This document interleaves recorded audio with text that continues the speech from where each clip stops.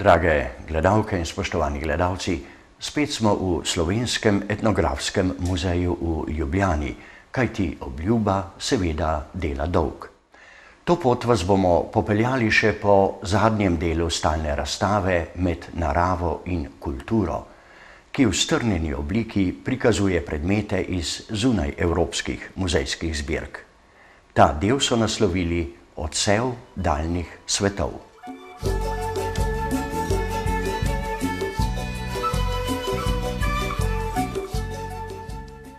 Na stičišču slovenskega dela razstave s tistim, ki nosi naslov Odsev daljnih svetov, je zapisano: Svet ni tako tuj in drugačen, kakor se zdi.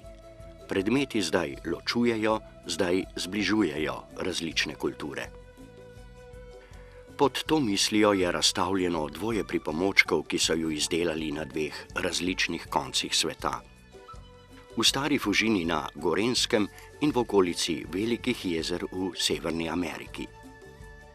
Pri nas jim pravimo krplje. Ideje zanje pa Indijanci zagotovo niso dobili pri Slovencih in Slovenci ne pri Indijancih. Ene in druge je narava tako rekoč prisilila, da so izumili podoben, skoraj enak pripomoček za lažjo hojo po visokem snegu. Te indijanske krplje pa so le eden izmed številnih eksponatov shranjenih v zbirkah neevropskih kultur Slovenskega etnografskega muzeja. V poldrugem stoletju se je nabralo v njih bogastvo otipljive kulturne dediščine z vseh celin. Predmete, ki jih hrani muzej, so zbrali po večini Slovenci, misijonarji, popotniki, mornarji, trgovci in diplomati. Zaradi omejenega prostora so razstavljeni le fragmentarno izbrani predmeti, ki opozarjajo predvsem na vključenost Slovenije v druge kulture tega sveta in prepletenost z njimi. Seveda pa so ta ljudstva danes dokaj drugačna kot pred 100 in več leti, ko so te predmete uporabljala. Nasprotja in razlike med preteklostjo in sedanjostjo so v posameznih razstavnih prostorih nakazane s fotografijami in dokumentarnimi filmi. S krajšimi biografijami in fotografijami so seveda predstavljeni tudi najpomembnejši zbiralci tega etnološkega gradiva. Škof Friderik Irenej Baraga, prvi slovenski misijonar med Indijanci v Severni Ameriki, je svojo prvo zbirko Kranjskemu deželnemu muzeju podaril leta 1837. V Afriki je misijonaril Ignacij Knoblechar. V sredini 19. stoletja je vodil odpravo po Belem Nilu in prodrl tako daleč v notranjost Sudana, kot pred njim še noben drug Evropejec. Poljski misijonar Paul Šebesta je pred drugo svetovno vojno muzeju podaril skoraj 100 predmetov pigmejcev iz pragozdov v centralni Afriki. Gospodarstvenik Anton Petkovšek pa je v drugi polovici prejšnjega stoletja med službovanjem na Slonokoščeni obali zbiral predvsem predmete zahodnoafriških etničnih skupin. Kitajski del muzejskih zbirk sta podarila Ivan Skušek mlajši in njegova žena Japonka Tsuneko Kondo Kawase. Za indonezijski del pa sta zaslužna diplomat dr. Aleš Bebler in njegova žena Vera.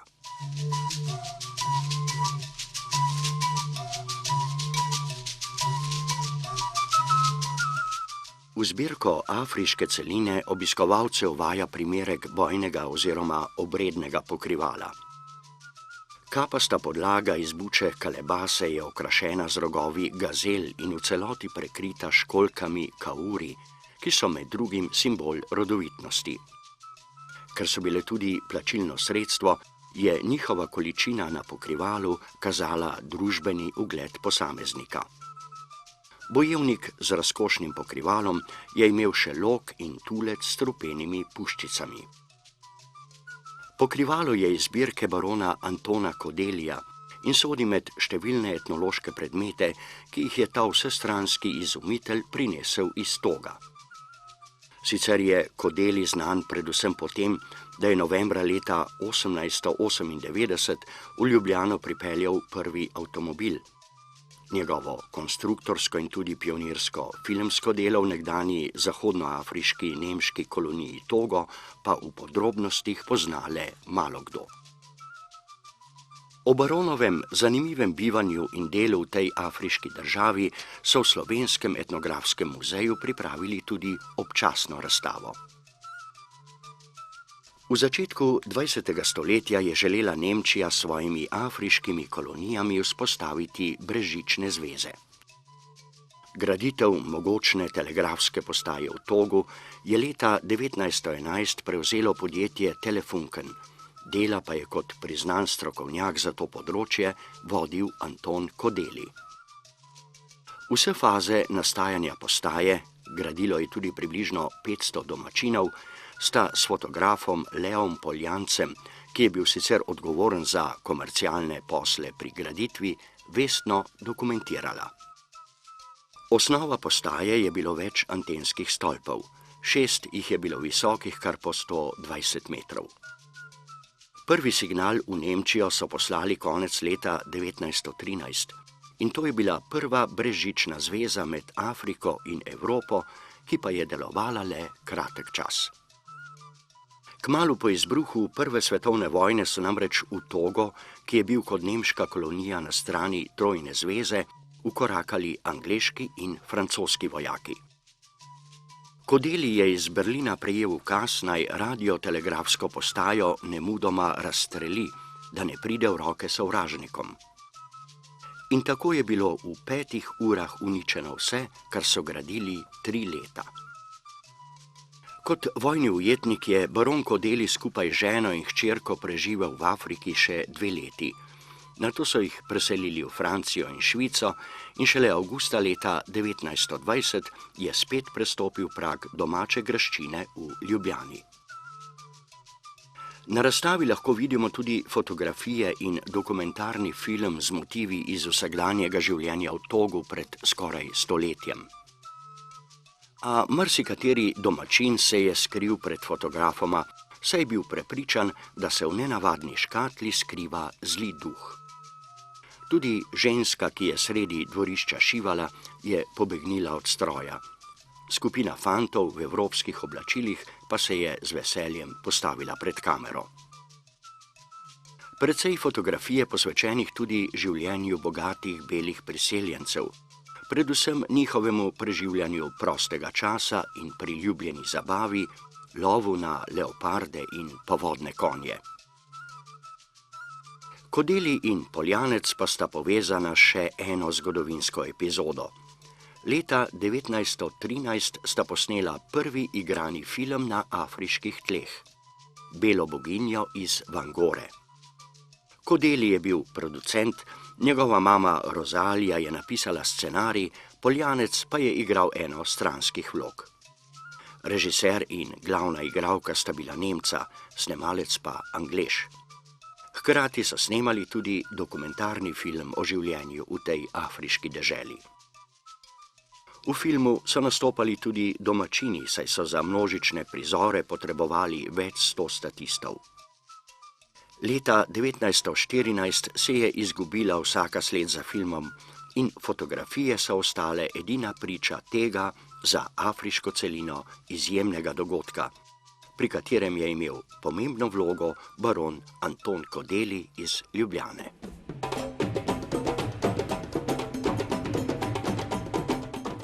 Na razstavi Odsev daljnih svetov predstavljajo afriško celino predmeti še 2 zbiralcev. Knobleharjeve sulice iz Južnega Sudana so bile ne le orožje, temveč tudi statusni simboli, nekatere pa so uporabljali predvsem v verskem obredju. Kruto orožje je bilo tako imenovano očesno bodalo z železno sekirico.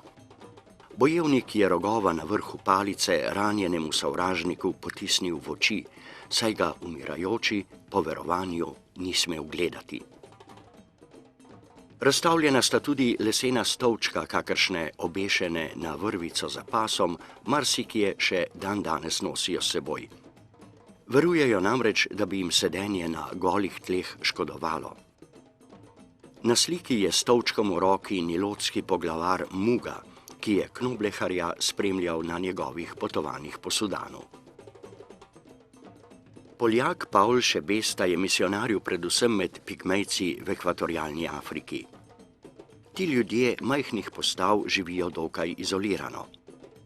Pigmejski možje slovijo kot najboljši lovci, v to jih sili nomadsko življenje, vendar pa morajo del ulovljene divjadi v vaseh drugih plemen zamenjati za tisto, česar sami ne pridelajo ali izdelajo, za sol in železno orodje na primer. Razstavljeni sta pigmejsko pokrivalo s peresi, spetimi smolo in košara iz lubja za nabiranje gozdnih sadežev in zelišč. Afriški del razstave zaokrožajo primerki iz zbirke Antona Petkovška, ki je pri skoraj 30 zahodnoafriških etničnih skupinah zbral več kot 300 predmetov. Razstavljene obredne in okrasne lesene maske so po večini nastale v sredini 20. stoletja in štejejo med kakovostna rezbarska dela, ki sledijo starodavni obrtniški tradiciji in duhovnemu izročilu zahodnoafriških ljudstev. Zanje so značilni vzporedni izrastki, na primer stilizirani rogovi na zgornjem delu ter okras v podobi antilope ali človeške figure. Bile so obvezni del obredne opreme mlajših pripadnikov plemen, saj izražajo moč in pogum.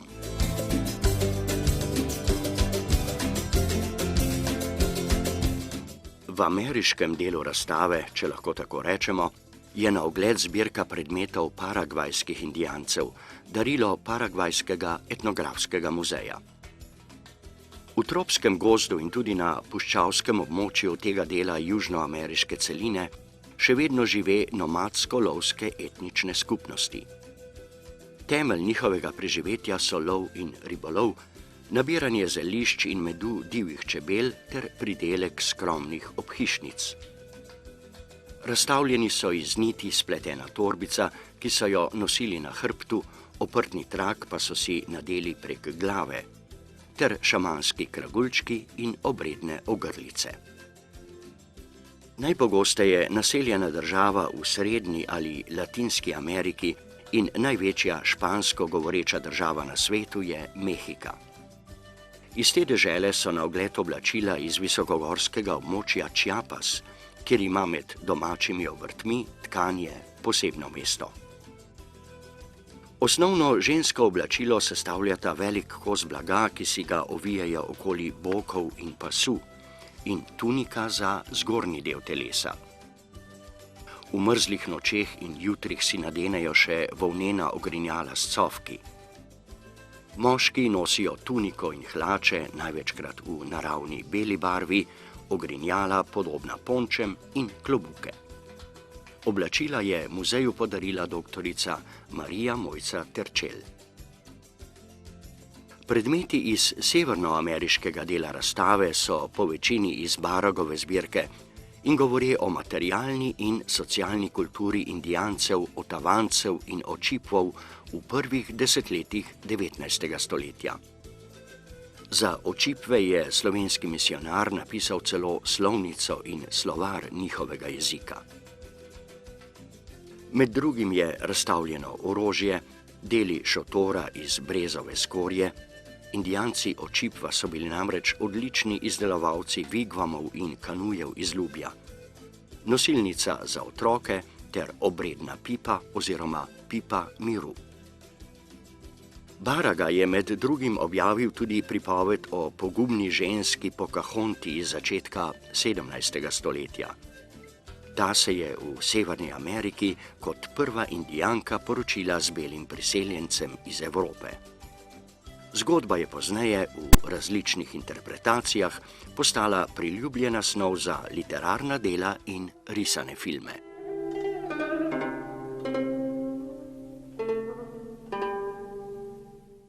Azijo, največjo in kulturno najbolj raznovrstno celino na svetu, predstavljajo predmeti izbrani predvsem iz zbirk zakoncev Skušek in Bebler.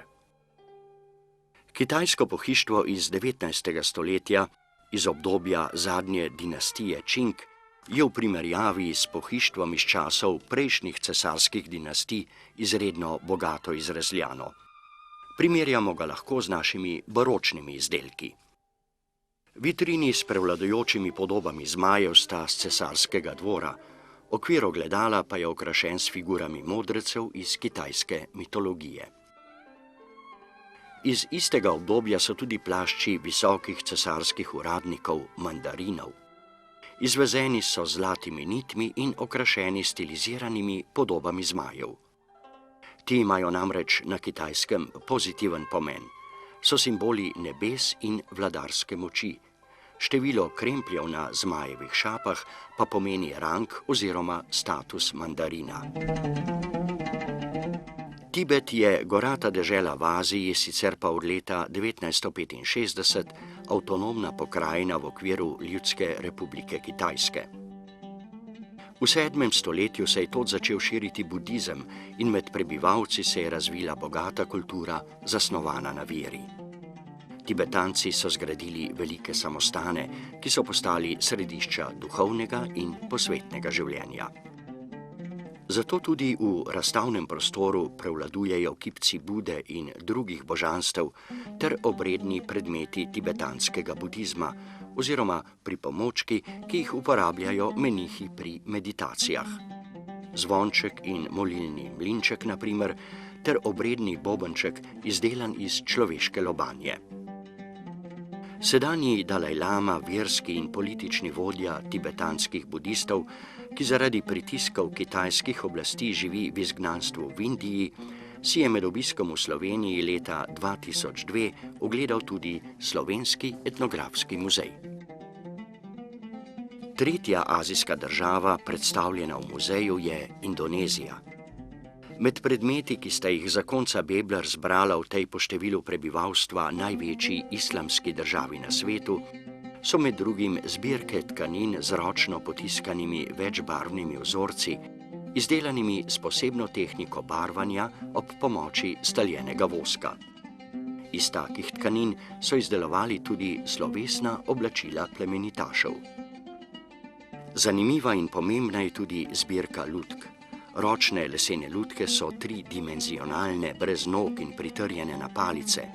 Senčne lutke pa so ploske, stilizirane figure iz usnjenega pergamenta, izdelanega iz kože mladih bivolov.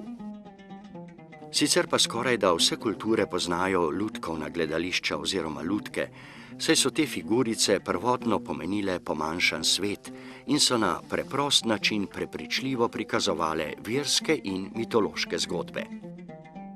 Dandanes so takšne predstave tako v Indoneziji, kot tudi drugod po svetu namenjene predvsem radovednim turistom. Tudi na Japonskem, v deželi vzhajajočega sonca, so figurice v človeški podobi že od nekdaj del vsakdanjega življenja in kulture. Odsevajo šege in navdihe njenih prebivalcev ter opozarjajo na krajevne posebnosti. Vsaka lutka ima namreč določen pomen in namen, povezan z današnjim časom. Nekaj značilnih primerkov in zgodb, prepletenih z njimi, je na ogled na gostujoči razstavi Japonske kulturne fundacije v Slovenskem etnografskem muzeju. Japonska beseda ninjo sicer pomeni človeško figuro, pri nas pa so jo prevedli kot lutko. Slovenskega pomena te besede seveda ne smemo razumeti dobesedno, namreč le kot lutko v gledališču, saj je takšna figurica lahko tudi otroška igrača, predvsem pa predmet, ki ima simbolni pomen, povezan s tradicijo.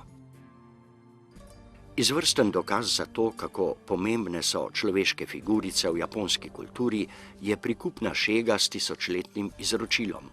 praznik deklic. Družine hčerami namreč vsako leto, 3. marca, ko praznujejo dan družine, v svojih domovih razpostavijo lutke, ki simbolizirajo molitev staršev za srečo njihovih hčera. Par, ki med figuricami stoji najviše, predstavlja cesarja in cesarico. Vsako leto 5. maja pa slavijo praznik dečkov. Družine s sinovi tedaj razstavijo figurice samurajev, vojščakov plemenitega stanu in miniaturne oklepe v znamenje molitve in upanja, da bodo njihovi sinovi zrasli v močne in zdrave može. Eden osrednjih likov praznika dečkov je lutka mladega bojevnika, ki se odpravlja v svojo prvo bitko. Med najvidnejšimi tradicionalnimi umetnostmi na Japonskem so tudi več kot pol tisočletja stare igre No, v katerih igralci plešejo oblečeni v kostume in maske. Razstavljenih je nekaj likov iz teh iger. Belobradi starec, ki pleše v čast svetovnega miru, figurica Hanagatami, podoba dekleta s košaro v rokah, ki zasleduje svojega ljubimca, Shoujo pa je izmišljeno mitološko bitje, ki živi pod morsko gladino in obožuje japonsko riževo žganje sake. Na ogled so tudi figurice iz tradicionalnih klasičnih lutkovnih gledališč. Tole na primer sta glavna junaka iz priljubljene zgodbe o tragični ljubezni med prelepo trgovčevo hčerjo in enim izmed pomočnikov njenega očeta. Lutke sodobnega gledališča so preprostejše. So nekakšni lopari izrezani iz trdega papirja in oviti s pobarvano svilo ali podobno tkanino. Krasijo jih različne kombinacije pritrjenih dodatkov, barv in podob, ki kažejo značaje oziroma vloge dramskih likov. Seveda se načini izdelave figuric, osnovni materiali in oblačila v posameznih pokrajinah razlikujejo. Za starodavno japonsko prestolnico Kyoto so značilne bogate in barvite vezenine na kimonih, haljam podobnih vrhnjih oblačilih, širokimi rokavi in pasom. Ženske nosijo širši pas kot moški. Razstavljene lutke upodabljajo tudi modo japonskih žensk, predvsem njihove pričeske in veličastne kostume, večinoma iz gledaliških predstav. V prizoru iz znamenite opere Dekle v templju prelepa princesa s plesom izraža hrepenenje po svojem ljubimcu. Figurice, izdelane na otoku Kjušuju, sodijo med značilne predstavnice glinenih lutk in so znane predvsem po svoji barvitosti. Veliki prvak v sumu, tradicionalni obliki japonske rokoborbe med spektakularnim obredom pred začetkom boja, in moški iz znane legende, ki je iz velike čaše z enim požirkom izpraznil velik kozarec sakeja in za nagrado dobil sulico, sta le dve med razstavljenimi. Nekaj figuric prikazuje tudi otroke. Te tako imenovane dvorne lutke imajo velike glave in svetlo polt, saj naj bi tako ponazarjale prikupnost majhnih otrok. Vendarle pa tudi te niso brez simbolnega pomena. Malček z zlato krono na glavi, na primer, kleči in drži v rokah zobatca, ki naj bi prinašal srečo in moč. Izdelovanje lutk je na Japonskem nadvse cenjena umetna obrt in tradicionalna naklonjenost človeškim figuricam je ta posel dvignila na zavidanja vredno umetniško raven. Posebej izšoleni mojstri jih izdelujejo v tehniki stoletnega izročila, vsak pa je strokovnjak za določen del lutke, njenega okrasja ali oblačila. Med najlepše primerke tega mojstrstva sodijo lutke s poslikano leseno glavo in oblečene v svilen kimono. Razstavljenih pa je tudi nekaj sodobnih interpretacij te obrti, ki omogočajo zanimivo primerjavo s tradicionalnim načinom upodabljanja. Lutke kokeši, recimo, slovijo po preprostosti in lepih barvah, izdelane pa so v japonski tehniki obdelovanja vrtečega se lesa. V posameznih pokrajinah imajo značilne poteze in oblike, tehnika njihovega izdelovanja pa se še danes prenaša iz roda v rod. Te tradicionalne lutke kokeši so po drugi svetovni vojni postale navdih mnogim umetnikom. Polni ustvarjalne domišljije so začeli izdelovati figurice, ki jih zaradi izvirne tehnike, graviranja in žganja cenijo kot izjemna umetniška dela. Tejle lepotici denimo je avtor nadel ime Barvita jesen.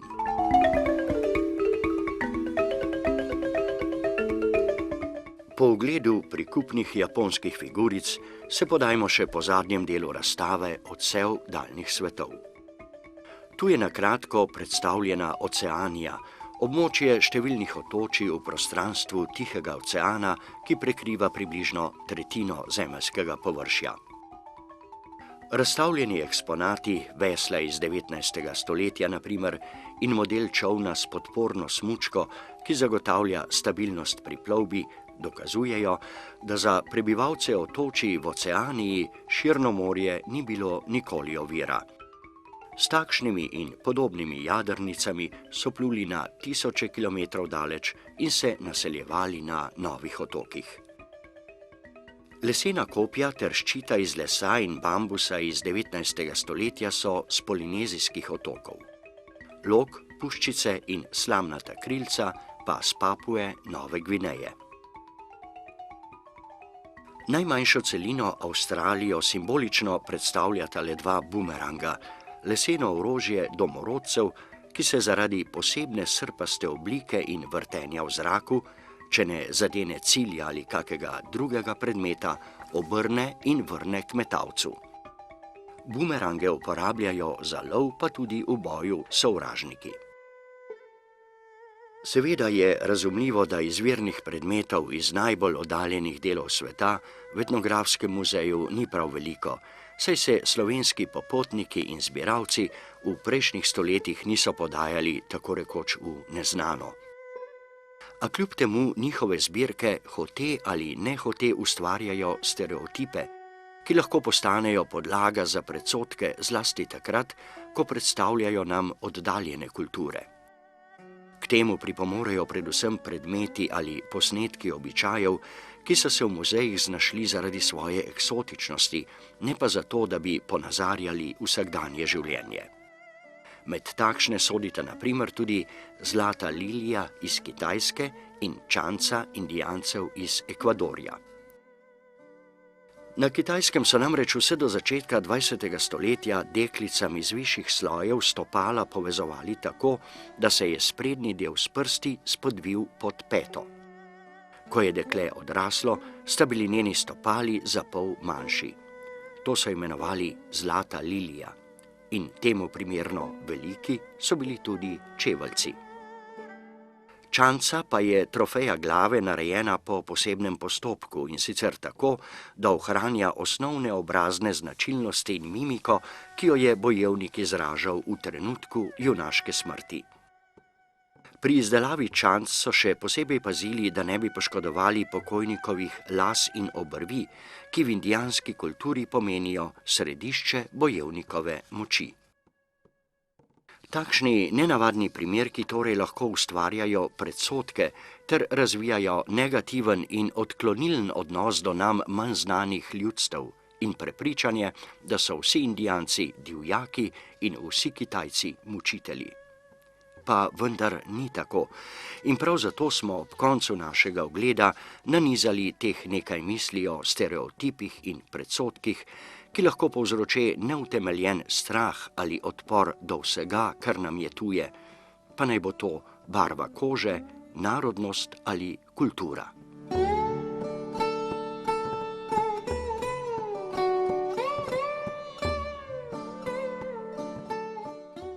Takšno je bilo in je marsikje še življenje za, pesniško povedano, 9 gorami in 9 vodami. Malce nenavadno marsikdaj in nerazumljivo evropskim očem. Toda ne pozabimo, da nas tudi oni od tam gledajo prav tako čez 9 gora in 9 voda. Drage gledalke in spoštovani gledalci, To je bil kratek sprehod po zadnjem delu stalne razstave med naravo in kulturo v Slovenskem etnografskem muzeju. Lepo pozdravljeni. Ba-ba-da-ba-ba-ba-ba-ba-da, ba-ba-da-ba-da-ba-ba-da-ba-da-ba-da, ba-ba-da-ba-ba-ba-ba-ba-da,